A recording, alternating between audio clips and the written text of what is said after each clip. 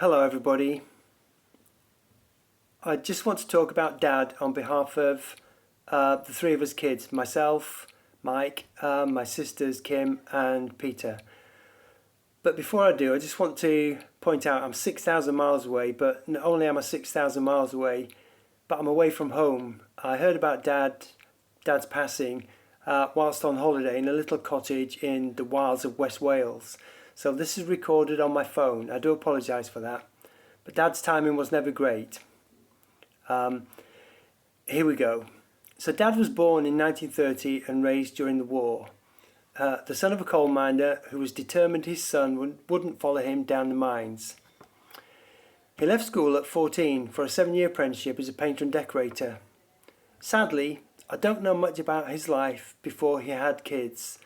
Like so many of us, I didn't think to ask until it was too late. I do, however, remember one apocryphal tale of him lassoing a duck as a child, and I know he was a dispatch rider in the RAF just after the war, based in occupied Germany, where he played in goal for the RAF team and won prizes for athletics, some of which I've still got. I have no doubt that if he'd been born today instead of 1930, Dad would have been diagnosed with ADHD. He was never one to sit still. For example, we'd all be watching TV and Dad would jump up, leave the room and come back with a pot of paint and start redecorating around us. You'd think if he'd been painting all day and decorating all day, that was the last thing he'd want to do, but he could never sit still. On the other hand, give him a paintbrush of any size and he had incredible patience. Whether it was his talent for convincing you the plaster column you were looking at was really marble, spending days painting walls to look like wood panelling, decorating our hallway with all of our hands and footprints, including the dogs, or seated at his easel painting pictures. He had no formal training as an artist, but had an innate talent for producing oil paintings of seascapes, landscapes and portraits worthy of hanging in a museum. As with everything, with Dad, it was all or nothing. It was an all or nothing hobby.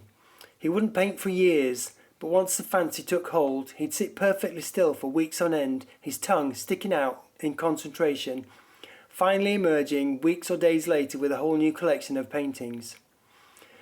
He displayed and sold paintings and occasionally took commissions.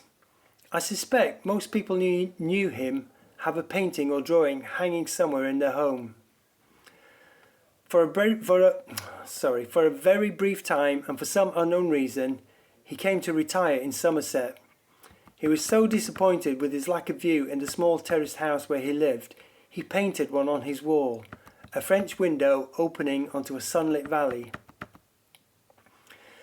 Another all-or-nothing hobby was golf, which he took up while in his 50s. Every week he would ask me to go with him to play, and every week I said I would. Saturday night would come and I'd have too much to drink and he'd wake me at 6 on a Sunday and I'd cry off. I wish now that one of us had been able to compromise, me not drinking or him playing at a reasonable hour, but again, it was never a priority until it was too late. We did, however, get to do other things together. I went horse riding with him once, where, when offered the choice of slow, medium or fast horses, his pride made him foolishly choose fast, although I'm not sure he'd ever been on a horse before. All was fine until we turned to ride back to the stables and the horses got the smell of the stables. The reason they were labelled fast then became apparent when Dad's horse returned without him. We found him staggering back, dazed and bruised, and eager to return to the comparative safety of the golf course the following week. He loved football. I remember him taking us to see Doncaster Rovers play Leeds United in a pre-season friendly, and this was that great Leeds United team of the late 1960s and early 70s. It made me into a lifelong Rovers supporter and set a pattern of going to games together for years.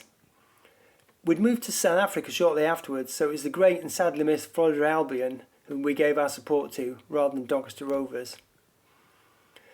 His greatest joy, of course, with football was supporting the various teams that Kim played for. She got all the footballing talent in the family, and Dad was a dedicated supporter in the very, very early days of women's football. Dad had a great sense of fun and loved playing games and larking around with us kids. He'd regularly cheat at cards, Monopoly or any other game, often pretending not to quite understand the rules or what the cards were called. Two of my children reminded me recently they still call the Joker the Doofushanks, which is what my dad always referred to it as. Although he loved to win, having fun was always the priority. And while we're on the subject of winning, he was eventually banned or asked not to take part in the 100-yard dash at the village fete to give someone else a chance of winning. In later years, one of the few possessions we took to South Africa was a clothes brush shaped like a boomerang that he'd won.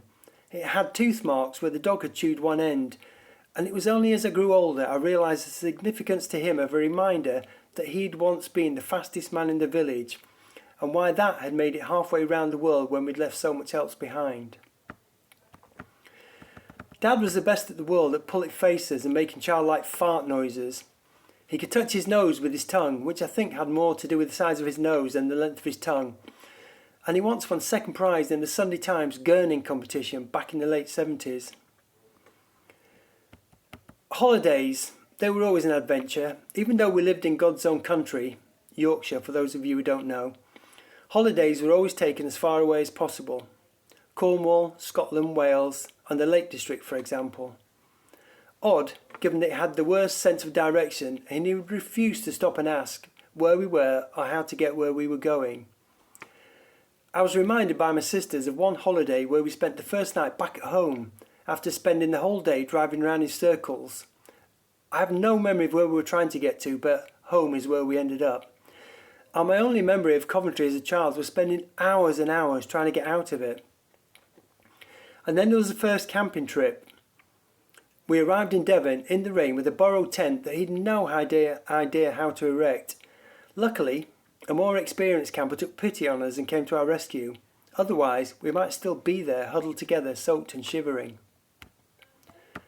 Dad was a big music fan, especially the Rat Pack, and kept portraits of Sammy Davis Jr. and Frank Sinatra behind the bar at home. Portraits, of course, he'd painted himself. Behind the bar he'd built himself from salvaged wood from a closing down furniture factory. He had a wonderful tenor voice and loved to sing, mostly around the house where he'd accompany himself playing drums on a biscuit tin. But he loved to perform for a crowd and he loved being adored. He'd jump at any chance he got to sing for others at weddings, parties or karaoke for example. If you've never heard Dad but you've heard Billy Eckstine sing, you know what Dad's voice sounds like. He also loved to dance, and a party wasn't a party unless the floor had been cleared for Dad and Kim, the only one of us kids with a sense of rhythm, to jive.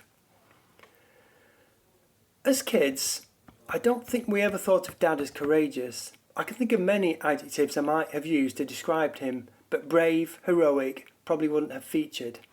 Funny, talented, daft, happy, occasionally petulant, proud, handsome, gentle, even childlike maybe. And it was only when I had children of my own that I realised what courage it took to take 3 children 6,000 miles to another continent with a few suitcases and £120 and obviously a partly chewed boomerang-shaped clothes brush with no job to go to and nowhere to live. Apart from his national service, none of us had flown or been out of the country before. I'd only ever caught a train once in my life before we went to South Africa. Us kids have no way of knowing what our lives would have been like if we'd never left Yorkshire, where we would have finished up and how we would have viewed the world. But I think I speak for all of us when I thank him for taking that chance. I have little doubt it made us all more rounded and worldly wise.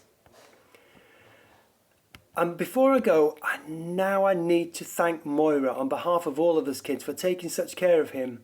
Yes, obviously in these challenging and more difficult recent years, but mainly for giving him a purpose and reason to live when they first met at a time when Dad had seemed lost and aimless. We saw you both enough over the years to know it wasn't always easy, Moira, and we thank you especially for taking him back when he made his badly judged and disastrous attempt to retire back home in the UK. I don't know if you know, but we've always referred to you as Saint Moira for reasons that will be clear to anybody who knew Dad, especially in later years. Living so far away from each other and never having been a family that called each other regularly made keeping in touch difficult, but we've always known he was in safe hands. Thanks, St Moira, you are in all our hearts at this difficult time. And finally, Dad, we've spent so much of our lives with 6,000 odd miles between us. And while we may have not seen you as often as we or you would have liked, and now you're gone, I'm certain I speak for all of us when I say we love you and we will miss you. Thank you, everybody.